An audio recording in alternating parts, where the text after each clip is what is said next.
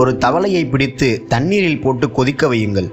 தண்ணீரின் வெப்பம் அதிகரிக்கும் போது தவளை தன் உடலை அந்த வெப்பநிலைக்கு ஏற்ப மாற்றிக்கொண்டே வரும். வெப்பம் ஏற ஏற தவளையும் அந்த வெப்பநிலைக்கு ஏற்ப தன் உடலை அந்த வெப்பத்துக்கு ஏற்ப மாற்றிக்கொள்ளும். தண்ணீர் கொதிநிலையை அடையும் போது வெப்பத்தை தாங்க முடியாமல் தவளை பாத்திரத்திலிருந்து வெளியே குதிக்க முயற்சி செய்யும். ஆனால் எவ்வளவு முயற்சி செய்தாலும் தவளையால் வெளியேற முடியாது. ஏனென்றால் வெப்பத்துக்கு ஏற்ப தன் உடலை மாற்றிக்கொண்டே வந்ததால் அது வலுவிழந்து போயிருக்கும். சிறிது நேரத்தில் அந்த தவளை இறந்துவிடும். எது அந்த தவளையை கொன்றது? பெரும்பாலானோர் கொதிக்கும் நீர்தான் அந்த தவளையை கொன்றது என்று சொல்வீர்கள். ஆனால் உண்மை என்னவென்றால், எப்போது தப்பித்து வெளியேற வேண்டும் என்று சரியாக முடிவெடுக்காத அந்த தவளையின் இயலாமைதான் அதை கொன்றது. நாமும் அப்படித்தான்.